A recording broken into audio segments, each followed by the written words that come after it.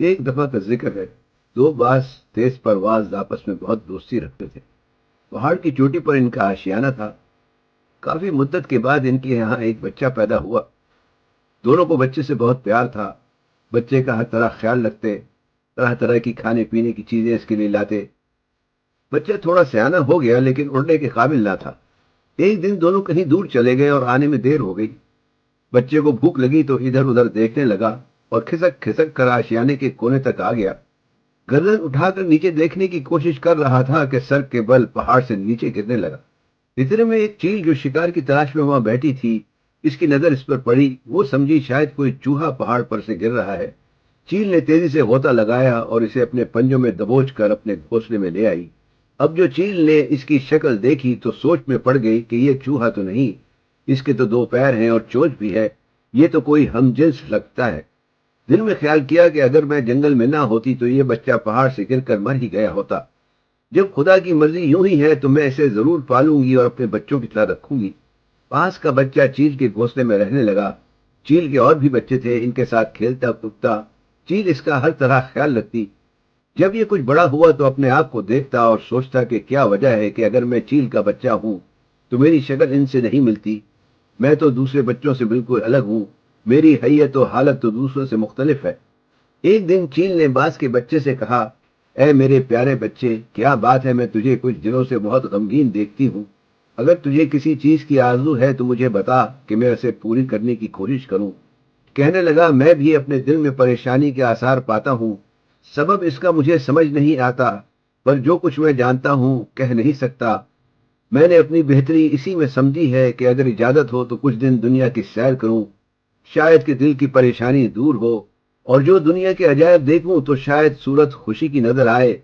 چیل نے جدائی کی جو بات سنی تو ایک سرد آہ بھری اور بچے کو لگی سمجھانے کہ اے میرے بچے، یہ کیا خیال تیرے دل میں آیا، سفر کی بات کبھی نہ کرنا، وہ ایک دریائے مہلک اور اژدہائے مردم خوار ہے۔ اکثر جو سفر اختیار کرتے ہیں یا تو معاش کے واسطے یا اس وجہ سے کہ وطن میں رہنا ان کے لیے مشکل ہو جاتا ہے، اور تجھ کو تو ان میں سے کوئی بھی سبب نہیں۔ گوشہ فراغت کا اور توشہ قناعت کا دونوں میسر ہیں۔ تو مجھے اور بچوں سے عزیز ہے، سب تیرے فرما بردار ہیں۔ ایسے میں سفر کی تکلیف اٹھانا اور گھر کا چین ترک کرنا دانائی سے بعید نظر آتا ہے۔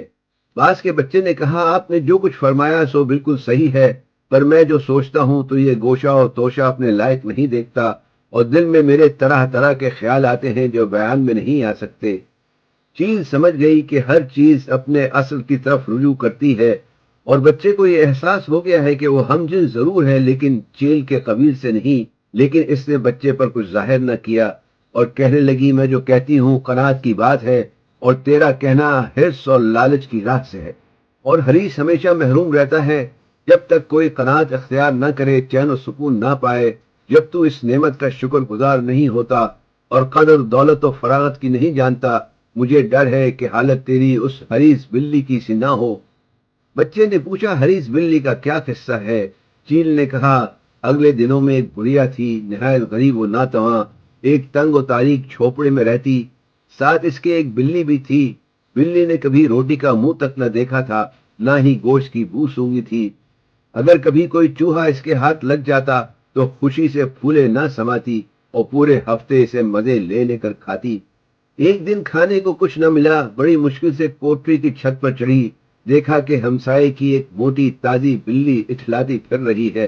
جب بڑھیا کی بلی نے اپنے ہم جنس کو اتنا صحت مند اور تازہ دیکھا، حیران ہو کر پوچھا کہ تو نے یہ خوبی کہاں سے پائی اور یہ شان و شوکت تجھ میں کہاں سے آئی؟ اس نے جواب دیا کہ میں بادشاہ کے دسترخوان کی فضلہ خوار ہوں، ہر صبح بادشاہ کے نعمت خانے میں حاضر ہوتی ہوں۔ جب دسترخوان بچتا ہے، جرت سے چرب گوشت کے لقمے اور میدے کی روٹیوں کے کئی نوالے لے لیتی ہوں، میرا پورا دن آرام سے گزر جاتا ہے۔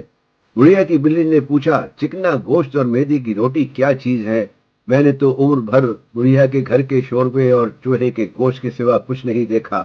وہ بلی ہنس کر بولی، جبھی تو تجھ میں اور مکڑی میں کوئی فرق نہیں، صرف کان اور دم تیری بلی کی سی ہے، باقی مکڑی کی مانند۔ بڑھیا کی بلی لگی اس کی خوشامد کرنے کی، مجھے بھی ایک دفعہ بادشاہ کے دربار میں لے چل تاکہ میں بھی تیری طرح کچھ طاقت و صحت پاؤں۔ بلی نے حامی بھر لی اور کہا، میں کل تجھے ساتھ لے جاؤں گی۔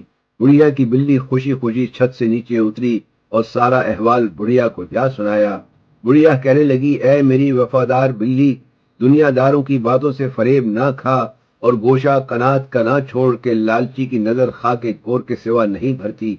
مگر بلی پر بڑھیا کی بات کا ذرا اثر نہ ہوا اور اسے خواب میں چھیچڑے نظر آنے لگے۔ دوسرے دن اس بلی کے ساتھ گرتے پڑتے بادشاہ کے دربار میں پہنچی۔ اس کی کم بختی آئی تھی کہ ایک دن پہلے بلیوں نے بہت شور و غل مچایا تھا اور شوخیاں کر کے پاؤں حد ادب سے باہر رکھا تھا۔ لوگ ان سے بہت تنگ آئے تھے۔ بادشاہ نے تیر اندازوں کو حکم دے رکھا تھا کہ اب کہ کوئی بلی نظر آئے تو تیروں سے اسے چھید ڈالے۔ بیچاری بلی اس احوال سے واقف نہ تھی۔ کھانے کی جو بو پائی تو دسترخوان کی طرف لپکی۔ وہیں ایک جگر دوست تیر اس کے لگا۔ بھاگتی جاتی تھی اور زخم سے اس کے لہو جاری تھا۔ مارے دہشت کے جان اس کی نکلے جاتی تھی اور یہی کہتی تھی کہ اب کی بار اس تیر انداز سے جو بچوں تو میں ہوں اور اس بڑھیا کا چوہا۔ چیل نے کہا، پیارے بچے، یہ کہانی جو میں نے تجھے سنائی اس لیے کہ تو قناعت کا دامن پکڑے، کہیں ایسا نہ ہو کہ لالچ میں جو طعام و قیام تجھے میسر ہے وہ بھی جاتا رہے۔ بچے نے کہا، آپ نے جو کچھ فرمایا سو سراسر مہربانی ہے، پر ادنا چیزوں اور آسان کاموں پر قناعت کرنا بوڑھوں کا کام ہے۔ جس کو بڑائی منظور ہو وہ بلند ہمتی اختیار کرے۔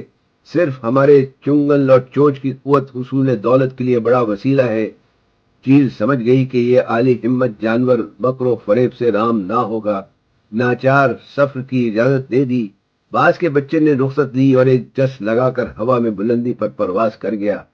تھوڑی دیر بعد سستانے کو ایک پہاڑ کی چوٹی پر بیٹھا قدرت کا نظارہ کر رہا تھا کہ ایک خرگوش پر نظر پڑی۔ باز کو شکار کی رغبت ہوئی اور ایک حملے میں اس کی تکہ بوٹی کر کے خوب مزے لے لے کر کھایا اور ایسا مزہ پایا جو کبھی نہ پایا تھا۔ غرض وہ باز کئی دن فراغت سے اڑتا پھرتا تھا۔ ایک دن کسی پہاڑ کی چوٹی پر بیٹھا تھا۔ کسی پہاڑ کے نیچے ایک غول سواروں کا دیکھا کہ صف بندی شکار کے لیے کیے ہیں۔ وہ اس ملک کے بادشاہ کی فوج تھی جو اپنے مقربوں کے ساتھ شکار کے لیے وہاں آیا تھا۔ دیکھتا کیا ہے کہ اس بادشاہ نے اپنے ہاتھ کا باز اڑایا اور اس نے ایک شکار کا قصد کیا۔ وہ باز عالی ہمت بھی پہاڑ سے اسی جانور پر ٹوٹا اور اس سے پہلے کہ بادشاہ کا باز اسے پکڑتا وہ اسے اس کے آگے سے لے اڑا۔ بادشاہ نے جب اس باز کی تیزی اور چالاکی دیکھی، دل اس کا اس پر آ گیا۔ چنانچہ حزب الحکم اس کے میرے شکار نے اس باز کو پکڑ کر بادشاہ کی خدمت میں حاضر کیا۔ بادشاہ کی تربیت سے اور اپنے جوہر ذاتی کے سبب تھوڑے ہی دنوں میں بادشاہ کے ہاتھ پر بیٹھنے کے قابل ہوا، اور جو اگلی حالت میں چیل اور کووں میں رہتا تو اس درجے کو کبھی نہ پہنچتا۔ بادشاہ داپشیلم نے کہا کہ یہ حکایت ہم نے اس لیے بیان کی کہ سفر میں اگرچہ مشکلات ہیں مگر فائدے بھی بہت ہیں، اور سفر وسیلہ ظفر بھی ہوتا ہے۔